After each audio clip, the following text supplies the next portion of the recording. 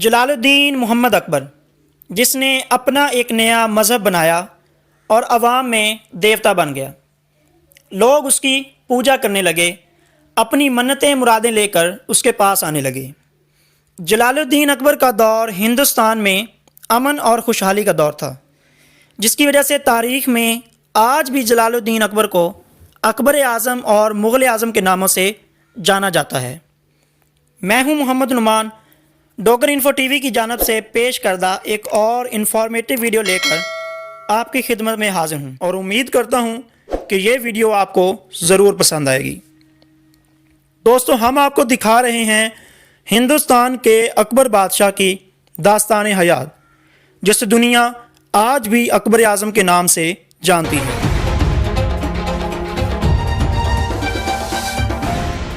جلال الدین محمد اکبر سندھ کے ایک چھوٹے سے علاقے عمر کوٹ میں 23 نومبر 1542 کو پیدا ہوئے۔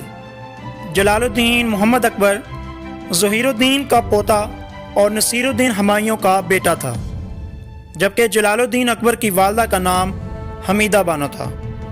جلال الدین اکبر اس وقت پیدا ہوئے جب اس کا باپ شیر شاہ سوری کے ہاتھوں شکست کھا کر ہندوستان کے تاج سے محروم ہو چکا تھا۔ دوستو، جب اکبر پیدا ہوا تو اس کے باپ کے پاس اتنے پیسے نہیں تھے کہ وہ مٹھائی بانٹ سکے، لوگوں میں اپنے بیٹی کی خوشی کا اظہار کر سکے، لہٰذا اس نے صرف مشک بانٹ کر اپنے بیٹے کی خوشی کا اظہار کیا۔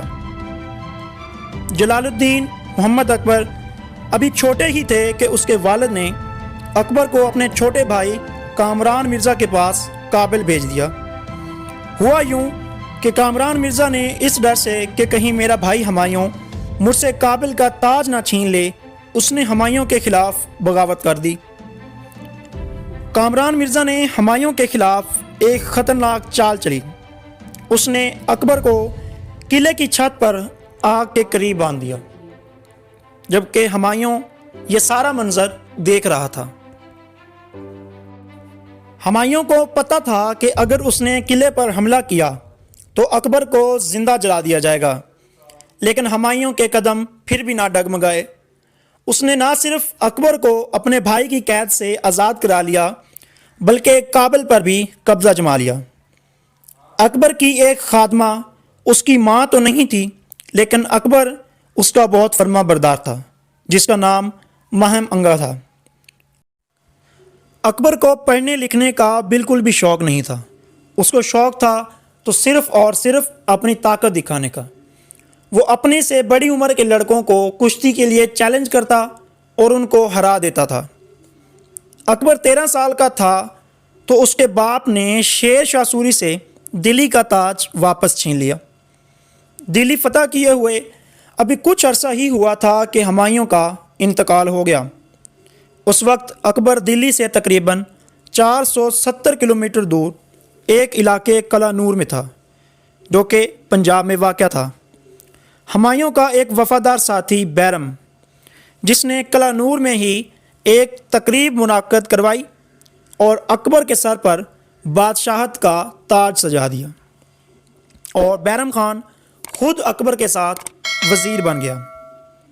ہندوستان میں مغل خاندان کا سب سے بڑا دشمن سوری خاندان تھا۔ ہمایوں کے فوت ہوتے ہی سوری خاندان نے آگرہ اور دلی پر پھر سے قبضہ جما لیا، لیکن بیرم خان نے سوری خاندان سے ہار نہ مانی اور فوج کو ساتھ لے کر جنگ کے لیے نکل گیا۔ ادھر سے سوری فوج بھی جنگ کے لیے نکل آئی۔ دونوں فوجوں کا آمنا سامنا ایک تاریخی میدان پانی پت میں ہوا۔ پانی پت کے میدان میں بیرم اور اس کی فوج نے جنگ جیت لی اور پھر سے آگرہ اور دلی پر قبضہ جما لیا۔ حج پر جاتے وقت اکبر کے وزیر بیرم کو کسی نے قتل کر دیا۔ بیرم کے بعد اکبر نے چن چن کر عالم اور فاضل لوگوں کو دربار میں اہم عہدوں پر لگایا۔ ان میں 9 لوگ جن کو 9 رتن بھی کہا جاتا ہے۔ اکبر دربار میں موجود علماء سے بڑا تنگ تھا، تو اس کے 9 رتنوں میں سے شیخ مبارک نے ایک حکم نامہ جاری کیا، جس میں یہ واضح تھا کہ بادشاہ سلامت کی رائے کو علماء کی رائے پر ترجیح دی جائے گی، اور اس طرح اکبر مذہبی فیصلے بھی خود کرنے لگا۔ پھر اکبر بادشاہ نے اپنے ایک وزیر ابو فضل سے پوچھا کہ کیوں نہ تمام مذہبوں کو ملا کر ایک مذہب بنا دیا جائے تاکہ آپس میں لڑائی جھگڑے کم ہو سکیں۔ اور یوں اکبر نے دین الہی کے نام سے ایک مذہب تیار کر لیا اور اکبر کی پوجا کی جانے لگی۔ جس پانی سے اکبر پاؤں دھوتا اسے لوگ بیماری کے لیے استعمال کرتے، عورتیں ماں بننے کے لیے اس کے دربار میں منتیں مانگنے آتیں، جی ہاں، اور جب ماں بن جاتی تو اس کے دربار میں مختلف طرح کے تحائف پیش کیے جاتے۔ اکبر کی رعایا میں ہندو طبقہ جو تھا وہ سب سے زیادہ خوش تھا، کیونکہ اکثر فیصلے جو تھے وہ ہندوؤں کے حق میں کیے گئے۔ ہندوؤں کو اہم عہدوں پر بھی فائز کیا، جبکہ اکبر کے 9 رتنوں میں سے راجہ ٹڈورمل، راجہ مان سنگھ اور راجہ بیربل یہ تینوں بھی ہندو تھے۔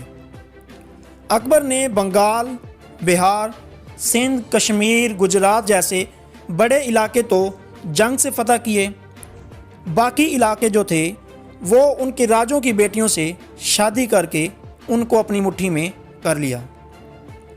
اکبر جسمانی طور پر ہر وقت ایکٹیو رہتا تھا۔